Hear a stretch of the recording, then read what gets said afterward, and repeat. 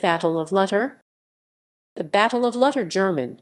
Lutter and Barenberge took place on 27 August 1626 during the 30 Years' War, south of Salzgitter, in Lower Saxony. A combined Danish-German force led by Christian Roman IV of Denmark.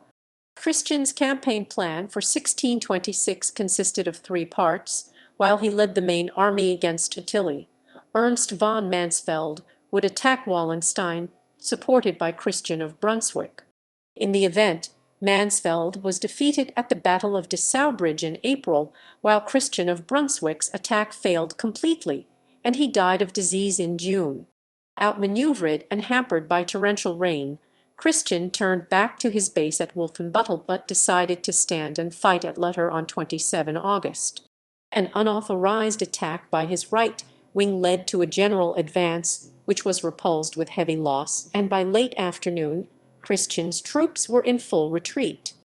A series of charges by the Danish cavalry enabled him to escape, but at the cost of at least 30% of his army, all the artillery and most of the baggage train.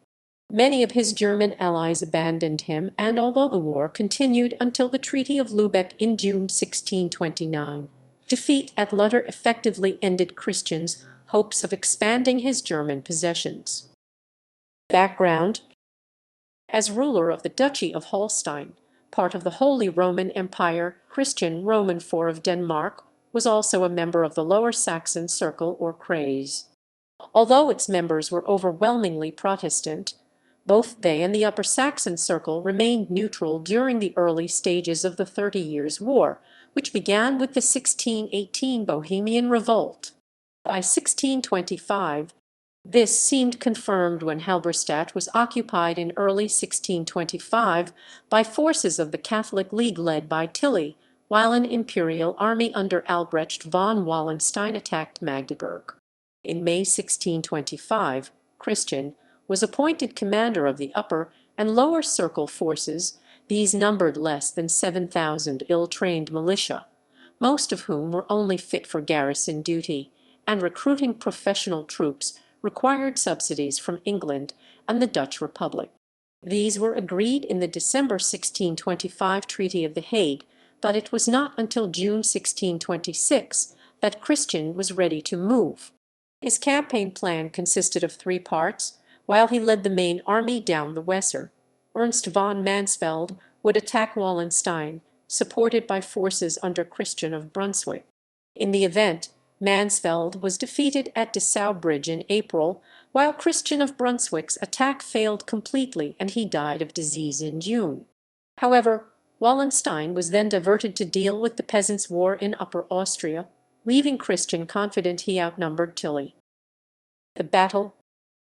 The Danish-German army left Wolfenbüttel in late July 1626, seeking to bring Tilly to battle, unaware he had received over 4,000 reinforcements from Wallenstein and was thus far stronger than had been assumed. Torrential rain turned the roads into mud and caused supply shortages, while Tilly captured Protestant-held fortresses at Munden, Northeim, and Göttingen. Since relieving these garrisons had been a primary objective for Christian, he decided to cut his losses and withdraw, but the poor roads impeded the movement of the baggage train and guns and slowed his retreat. For 3 successive days, the rearguard fought off attacks by Tilly's cavalry until on 27 August Christian decided to make a stand at Lutter am Barenberge, 20 miles from Wolfenbüttel. The army was formed into 3 separate lines, Christian leading the center, 20-year-old Philip von Hesse-Kassel the right, and the highly experienced Fuchs von Bimbach on the left.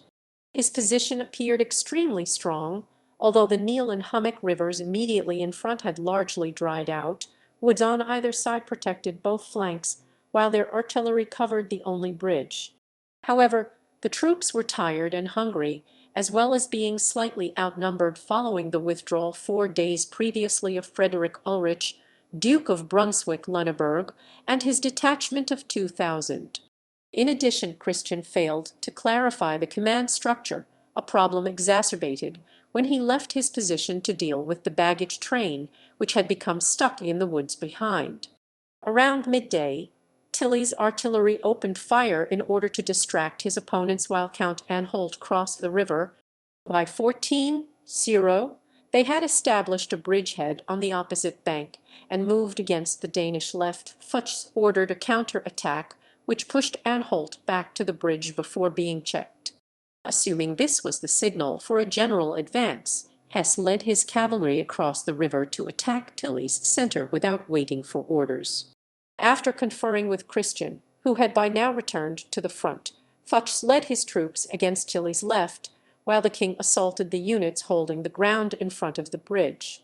Fuchs' infantry lost formation crossing the river, while Tilly ordered his artillery to hold their fire until they were only 100 meters away.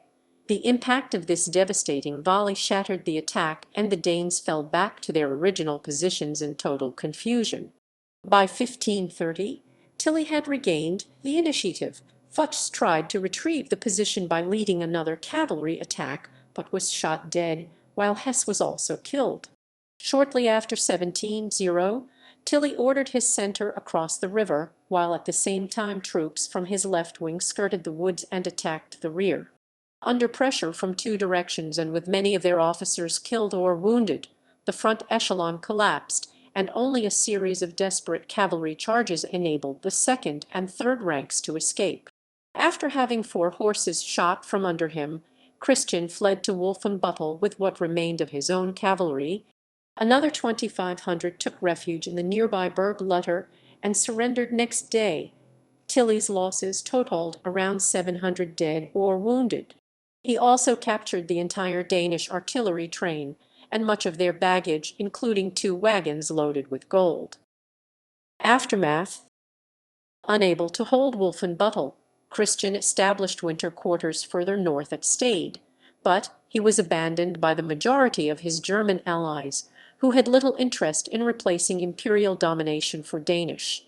Although Tilly overran most of Bremen-Verden and laid siege to Bremen itself, the retreating Danes stripped the countryside of supplies and his troops were unable to deliver a decisive blow.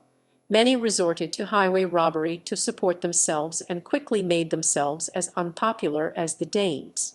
Defeat at Lutter left Mansfeld stranded in the Tatra Mountains, his army mutinous, unpaid, and starving, while his ally Gabriel Bethlen opened peace negotiations with Ferdinand. Mansfeld died in November 1626, and although Christian received enough English and Dutch subsidies to continue fighting, by October 1627 the Danes had been expelled from the empire.